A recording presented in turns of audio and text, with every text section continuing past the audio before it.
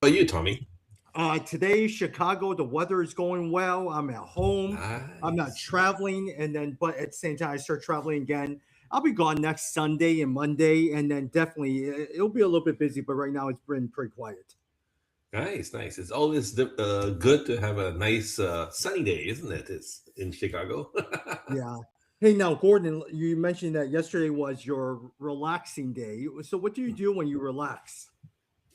Well, actually, you know what? I had a very good meal with my best friends, and that meal was really fun. And after that, I had a very blank day, an empty day.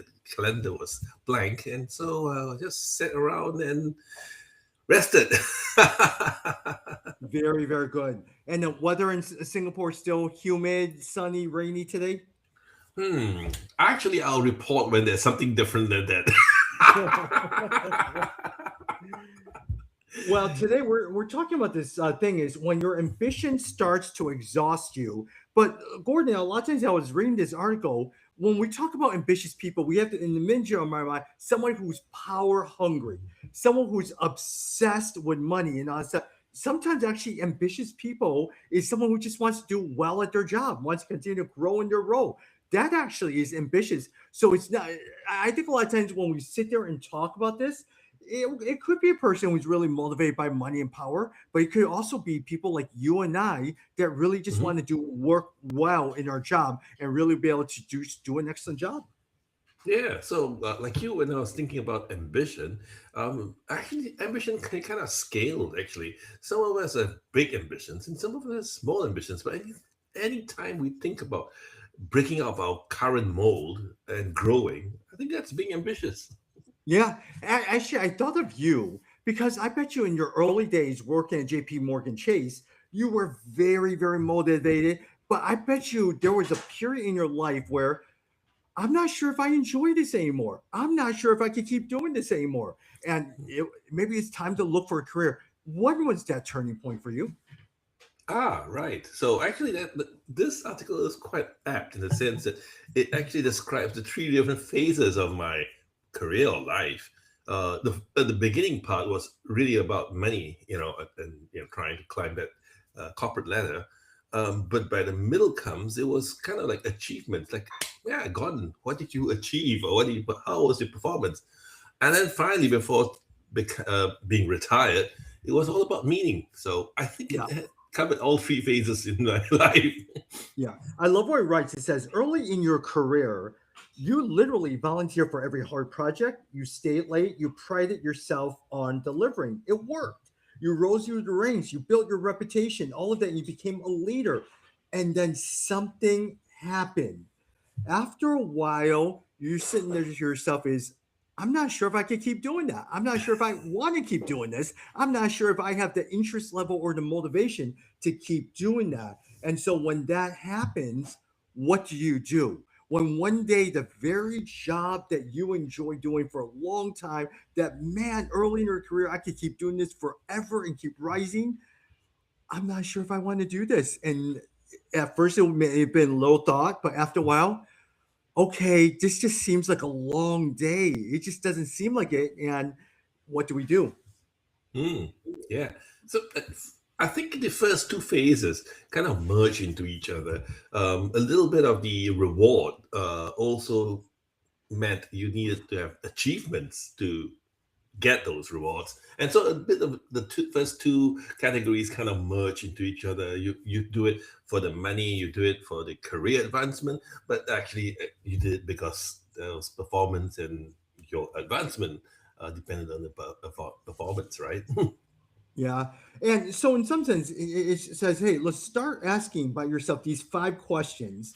Number one, is this an engine problem or a field problem? Talk to me about this. Is this an engine problem or a field problem? So I think the author tried to differentiate engine from fuel. I suspect engine problem was more very about yourself, like you're kind of getting old, this Mhm. isn't for me kind of thing, and you wanted a shift. But whereas the fuel problem sounded like more a motivation situation. So I don't know, did you get that? Yeah, like the engine problem. I mean, probably with you a lot of times. I had the kids. I woke up early, dropped the kids off at school. I got to the office at 8 o'clock. I was able to work through my time at 6 or 7. And I just get doing this every single day. But at time you got a little older. And as time went on, I'm not sure if I enjoy working from 8 to 7 every single day. I'm not sure if I enjoy doing that. Yeah, And right now, a it's lot of like times you have to make that switch in coaching. I could probably set my own schedule. I could go to Japan. I could go golfing, all of those things. yeah, yeah. So an engine problem sounded like as the author describes it, a thing where you're kind of like physically tired or mentally tired, as a result of aging. Yeah. Fuel problem, probably you're sitting there. Do I really want 20 people reporting to me? Do I really Mhm. want to sit in board meetings all the time? I just don't. Yeah, yeah, yeah. So the fuel problem sound like you chose describing that it's a matter of motivation. I think. Yeah, yeah. Because look at you right now. If I look at your life right now, you're doing the one-on-one coaching, but there's also some flexibility, which actually fits your. I wouldn't say fits your personality, but it's a lifestyle that you enjoy right now. Exactly, exactly. So I'm very fortunate to be able to have this kind of a lifestyle, and yeah, I would encourage anyone younger to try and strive for this. Yeah, assuming Gordon that you enjoy coaching, because I look at you and I said I don't enjoy coaching. I just don't enjoy doing this. To sit on board seats or do some consultation work or maybe even volunteer with hands and feet. Yeah, yeah, yeah. Number two, am I chasing the next achievement or doing work that matters to me? Talk to me about that. Am I chasing Yeah, the so next achievement or doing work that matters to me? I think that's really interesting. That to me is pivotal. Maybe I'm more sensitive to motivation, more sensitive to meaning, purpose, and so forth. So after a while, chasing achievement was about climbing a career ladder, I suppose. Whereas I think doing what matters to me seemed to be kind of, I think that author described as calling. So I really think that's the difference. Yeah, yeah. Like for you, a lot of times is chasing the next achievement. Did you feel like even in your time at JP Morgan Chase, was there a role that you ideally want? And did you get to that point? Or did you give up and say, all right, I can't do this anymore? And because it just doesn't mean the same to me anymore. Yeah, I don't think I started off with saying I wanted to be MD. But I did have an idea that I wanted to climb to as high as I could within the means, and after maybe about 10 years or 15 years, I kind of like, yeah, that's where I wanted to land, and I'm quite fortunate to have landed at that point, Yeah. and that was good enough for me. When you got to where you wanted to land, how long did you stay in that role? Ah, maybe 7 years, 8 years, something like that. And that was really satisfying. I think it was, to me, a very comforting and wonderful feeling. Yeah. Was there as you look back, was there a point in your life? Was it a situation? Was it a day that you still remember where you're sitting there? Huh, it's time to go. Oh yes, yes, it was. In fact, what you described lasted almost a year. I'm going like to and froing, like do I is this what I want? Is this the end game for me? Do I stop here? And I just felt that no, there was something beyond the end game, and so that's when meaning and purpose came into to play, and it played a big part for me. Yeah. Which leads us to the third thing. Whose standards am I living by? Whose Haha, standards good am I one. living by? I must ask you this one, Tommy. What whose standards are you living by? Because I think it's quite interesting. Yeah, I think a lot of times my standards of why I do what I do at Resource Global is to help these young Christian marketplace leaders in their mid 20s to 30s feel what their purpose is and what their calling is. And I really am motivated to change the world. And I am able to change the world by helping these guys think. Not to say that I'm going to sit there and change the world by doing this and telling you what to do, but it's creating younger people who are able to think critically and help them process through some of those things. But in the midst of it, they're also looking at their humility, their brokenness, their servant-like attitude. And by doing this, I really believe I'm going to change the world. That's the standard that I live by. That's the one thing that motivates me. But I am always Yeah. concerned that one day it may not motivate me, and then one day it may be time for me to go. Yeah. So I think there's a little bit of a mix of the standards, so to say. It's kind of a definition of your legacy you like to Mhm. leave behind. So the standard is kind of that the legacy that you define, but also a bit of the standard has to do with the kind of, does it make you feel good at the end of the day? Mhm. And I think those two things to me are quite important, and you describe both of them.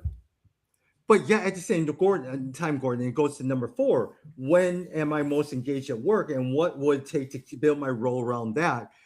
I may get to a point where this job requires of me to continue to fundraise, to continue to manage employees. And as much as I'm motivated by the goal, I don't want to manage 30, 40 people. I don't want to be fundraising all the time. And one day I may have to leave and walk away from all that. That's right. That's exactly it. So I meet many younger people, and they really want to go towards that purpose, that legacy. But they have to face reality, like, who pays the bills? I've got to bring up children. I got to start a family and things. So I tell them, look, your life isn't about just your job. You could find purpose and meaning a little bit outside your job, but Yeah. the bills need to be paid.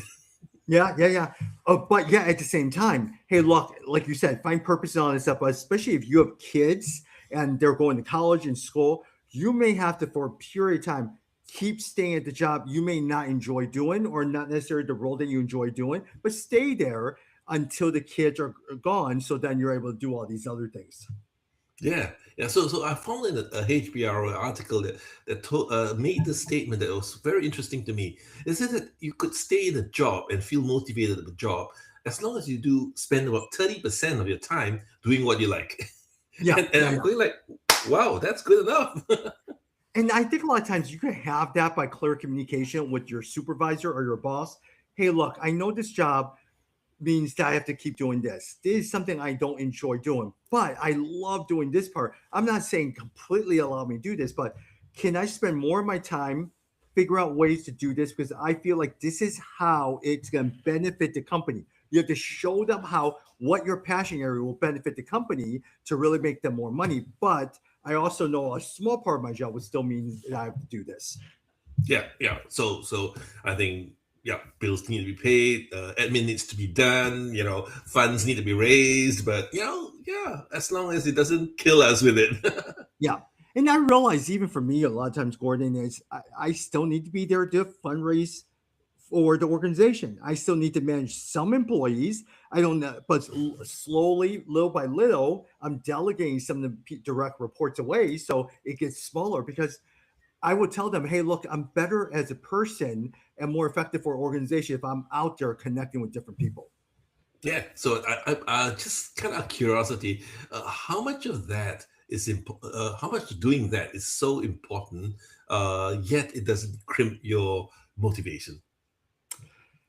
I think I see the bigger point right now in terms of what I'm doing. I need to raise this money for an organization to get us to a certain cash flow where I can delegate it away and turn it over to someone. Because if I have to do this for the next 10 years, I wouldn't be able to do it.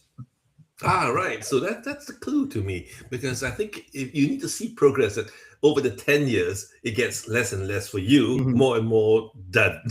Yeah. Like for you right now, is what are you most energized at work? Is it the one-on-one conversation you enjoy doing, or what do you find yourself enjoying? I think I'm very energized by the fact that I'm helping someone, and so when a particular case closes in a counseling session, I'm going like, "Yay! So we met our goals, and you're being helped." Or in the case of a coaching, and going like, "Oh, you landed on where you wanted to be," and that gives me energy. I guess for different people, there are different ways to get that energy from. Yeah. It's like I'm looking at the picture of on the back of your wall, and we talked about your wife before. She's an artist. She probably is doing something which you and I don't find energy from, but yet it gives her motivation, energy.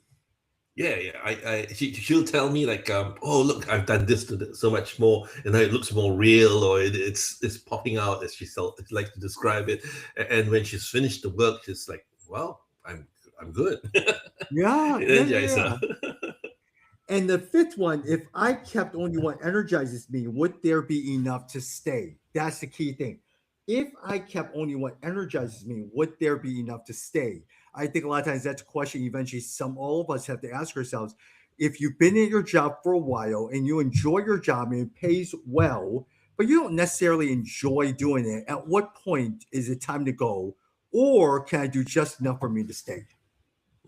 Yeah. I used to have a rule when I was working for money and my career, that if after 1 month I felt myself dragging myself to work, I needed to start thinking. Yeah, yeah, yeah, yeah, yeah. That's the one thing, Gordon, is maybe I'm just not driven by money, but unless you're paying me absurd amount of money, if I really hate the job and I wake up, I say I'm just going through I can't stay at the job. I cannot stay at this job. Yeah, and I really don't want to die on that kind of job. Yeah, because time just goes so slow. You have no meaning in it. That's when I realized, okay, like even this job is really hard. It just exhausting, but I still find meaning in what I do. Yeah, and that's the fuel, right? Yeah.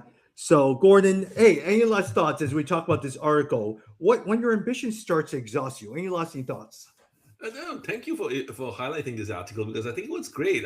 When I first looked at it, I'm going like, do I really want to talk about this? But then, yeah, as Yeah, I read it, it was nice. yeah. And hey, look, we'll start finding more different articles that I think a lot of times you and I will enjoy. So, looking forward to it here, Gordon. Looking forward. All right, talk soon. Talk soon. Bye bye.